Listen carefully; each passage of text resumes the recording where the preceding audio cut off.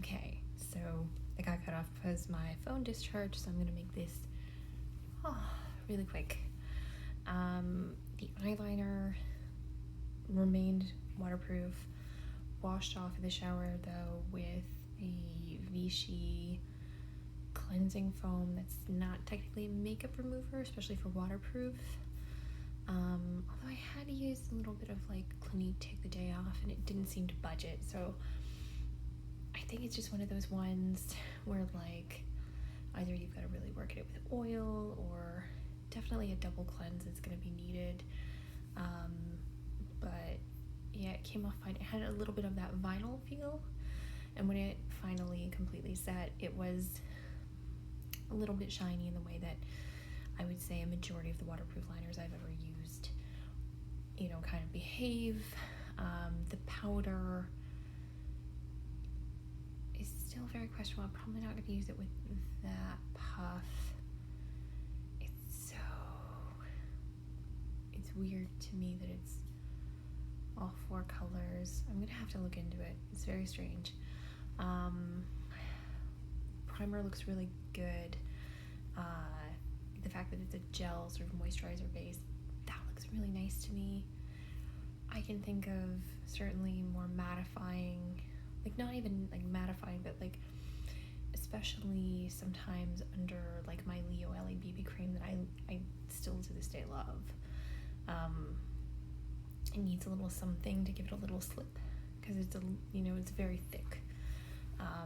So it'll be really great under that. The lip color, thanks, Sock. The lip color, beautiful. Went and looked at it in the mirror, much like darker in tone than it looked on camera. It looked really quite bright. Still a beautiful, beautiful color. Really suited me, I think. So I'm definitely gonna use that again. Yeah, it's really nice. There was 2 things about it. It's one of those ones where once it sets, it was the strangest thing. Unless I rubbed very hard, nothing came off on my finger. It was definitely that very matte. Didn't seem drying, but it could be over time. But like some of those very matte liquid lipsticks, I don't know why, but sometimes when they dry down, like when you actually put your lips together, they like stick, like really stick, like tape almost like it's adhesive. So it does have that quality. And removing it was challenging. And I mean, I probably had it on for like 10 minutes. So I mean, the problem with some of those long wear lip products is I find, and I don't know if it's just because I use so much in the way of like lip moisture over the course of the day, but I do find they do take like a long while to set. So there's that. So I did kind of have to scrub up my lips. Basically the inside, I don't think it set, so it was easier to remove, but the outer portion had. So I used the Clinique Take the Day Off to take the day off. And I did use it on my lips, and I did, I even used my, I double cleanse everywhere. I usually, with the cleanser that I'm using right now, it's this Vichy, I think it's a gentle foaming, it's gentle and it's foaming, I don't know. It's not very stripping, and it smells like Vichy products. I don't know what to say about it. So there was still like the outline. It's sort of one of those things where, even as you're washing up, you're like, there's left. So I wound up going in with one of those Shiseido cotton pads, which I don't find normally I have any issues with those shedding if I have a stubborn sort of lip product, but something about it, that particular one seemed to somehow manage to get lint off of that, which is very unusual for those. But I took off the rest of it with a bit of a scrub with my Lorac Roche-Posay micellar water that I love, and if you like Bioderma, you should try it because it's a little bit cheaper and I find it works a little bit better. Like, I have to use really bulletproof, waterproof products because I squint so much, and because my eyes are perpetually watering. My eyes are perpetually irritated. So yeah, I have to use very hardcore products if I don't want them to be halfway down my face or to just disappear, and even then, and I'm sure on the first half of this video it's very apparent that I still have had like a bit of a raccoon eye situation. Honestly, the best that I can hope from any mascara is that at least when it breaks down, and it will break down, that at least it does it in a way that's not too bad. Because I do have quite, I have a lot of lashes. They're pretty long. It's just a lot of them are basically transparent and they have a good curl on them. And so as soon as I'm laughing and I'm talking, I'm crinkling up my face, my lashes are touching this part of my lower lid, and so I will get this black ring where there will be this transfer, which I feel is fairly universal. Oh dear. So I use the Clinique. I just finished this Ole Henriksen one. I use hardcore removers, and it didn't quite get it off.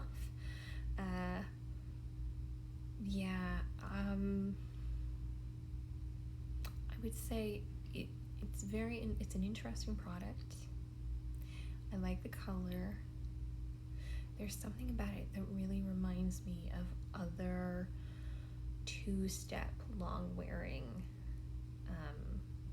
kind of things. Now, I've never used the Lip Sense, but I've used the CoverGirl version. That's very similar in the fact that it's a two-step process. They all work kind of similarly. They all have a little bit of that almost shellac sensation. I don't know how else to explain it, but with some of the long wear formulas, you get this, some of them just straight up smell like shellac, and then there will be this sensation that goes along with it, and it might just be the amount of alcohol in it, I don't know, but this almost cinnamony burn, not like a minty plumper. It is different. It's really more of a tingle than anything else. It's weird. So it had a little bit of that, nothing excessive. I'm sure it would dissipate after 20 minutes like it does with most products like that. It was opaque in one coat. I certainly didn't, looking up close at it, see any spots that were streaky, so it did seem to cover very nicely. Now I know in the future when I actually want to remove it, I gotta really work at it. So I'll be interested to see how it stacks up against my Smashbox, lip ink. Well, not lip ink. No, I think it's the YSL is the lip ink. Theirs is really good too. Not as bulletproof as the Smashbox. Anyway, moving on. So I haven't tried the primer, talked about the primer. It's like Complex B, blah blah blah. Nothing about this looks or smells different than the Night Repair Serum that I've ever gotten from Estee Lauder. Just looks like the same clear product as always.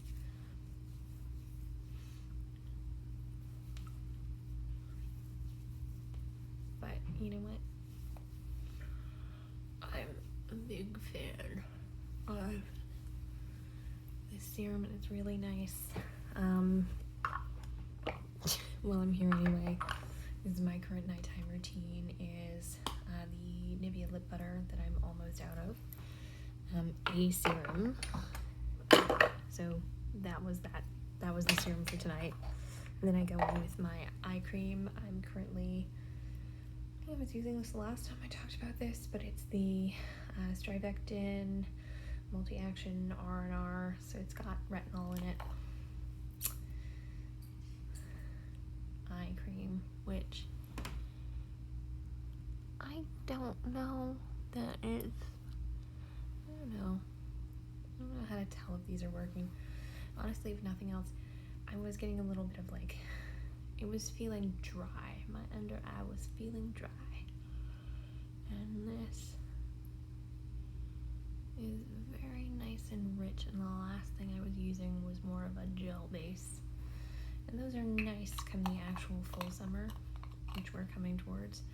But like this, in the last part, I've been using, I think I cracked this open in January finally. I probably started using it, and it's really been good. And then the night cream I'm currently using is the L'Occitane Ultra Rich. This is the 25% shea butter. I have the light version of this as well. It's really good. I will say this one takes a little bit of a learning curve, just simply because one, you need to not use too much.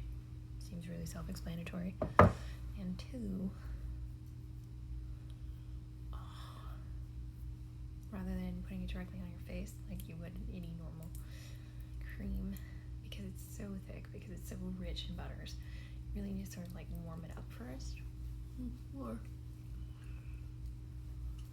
slathering it on. And I go to town because I'm spending a lot of time outside these days, and I'm trying to remember, always make sure to put on, or at least freshen up, sunscreen on a regular basis.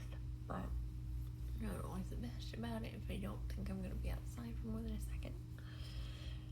So, because if I know the recommendation by a lot of dermatologists is just UV, I think it's UVB is still getting through glass. Glass only blocks one of the UVs, and the other one still gets through. So your cancer risk is still there, blah, blah, blah. Basically, you should be wearing sunscreen, even in your house. If it's daylight and you have windows, you should be wearing sunscreen. That is the argument, apparently. I don't have a problem with that. If I wear sunscreen a lot, though, it does break me up like crazy, and so I try to remember to wear it, but I'm already actively in a breakout, so yeah. But that is really, really nice night cream if you want a good recommendation, and it's actually really reasonable.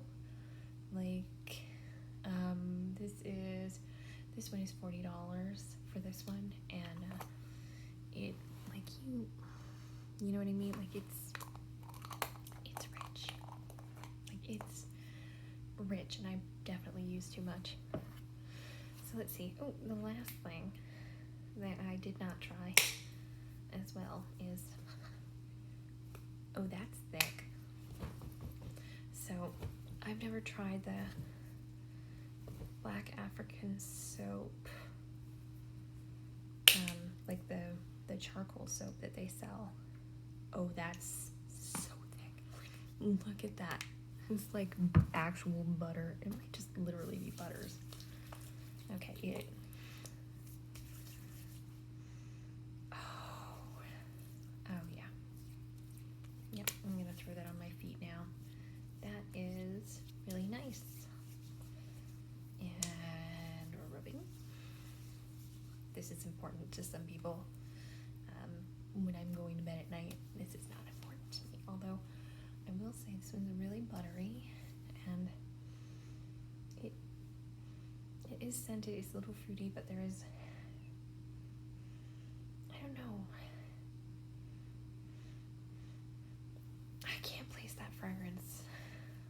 can't tell if it's just from the ingredients, like just the smell of the ingredients, or if it's an added fragrance. And I can't, on this tiny bottle, read the ingredients list. It's very small. Just so that you can see it. Maybe you can see it. I don't know. I could look it up. I would say for me, because I often, in the night, I'm resting my face on my hands, I probably wouldn't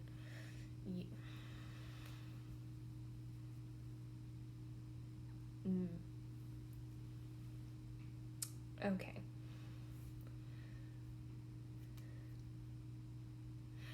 Okay, so fair warning, it soaks in really nice, but you still get that, very lotiony feeling. Not the, I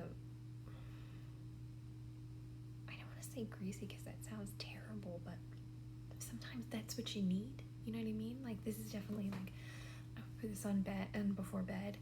I wouldn't be going around doing my day with this on because I'd be afraid I'd be leaving like fingerprints all over the place. It's definitely that sort of like oily, fingerprinty. Like, I don't know if you can hear it, but it's sort of, you know what I mean? Like, it's tacky almost. So really great just before bed, and so thick. And like, you can feel like it's one of those ones that's going to soak in over a couple of hours.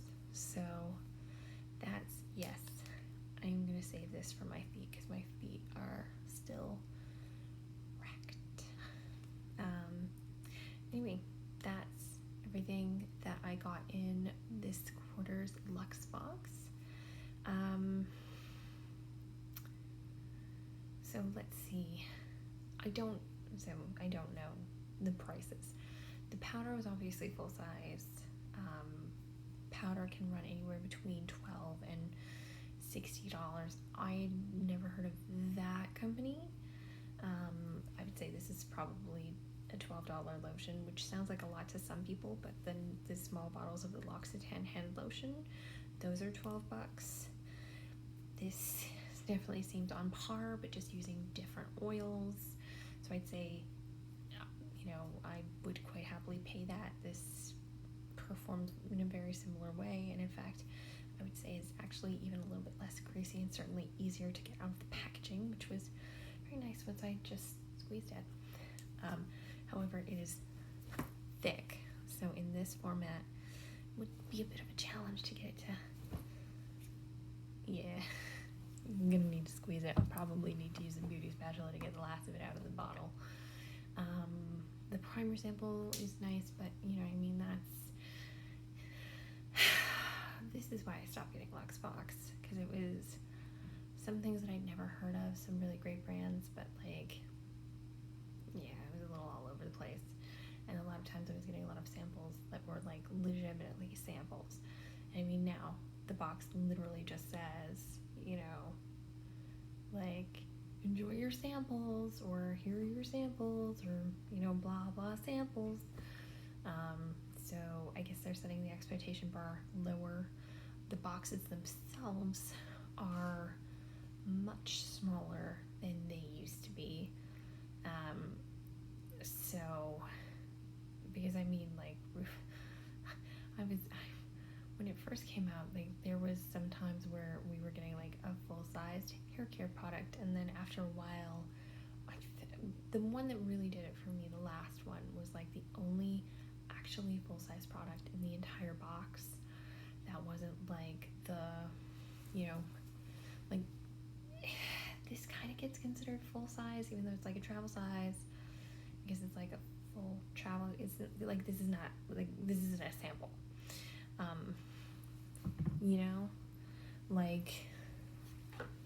This is a sample. This is at best 100-point perk, but you can also get this occasionally with a code if you are buying stuff from Sephora. But I will say, actually, what's interesting is this used to be, I can't tell if this is, oh no, okay, it is plastic. They're using better plastic for this now, which is nice. It's probably actually better, like a more recyclable one, which is, I don't know that for sure.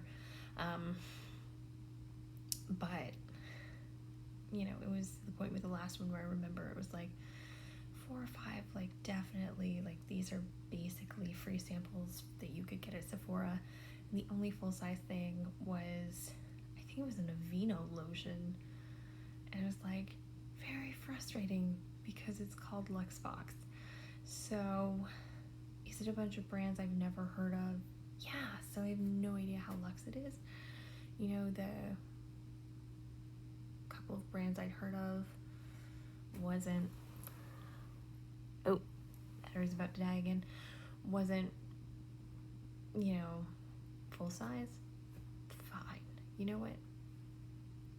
It's okay. Actually, I'm trying to think. No, Medusa was the only other brand I'd seen before.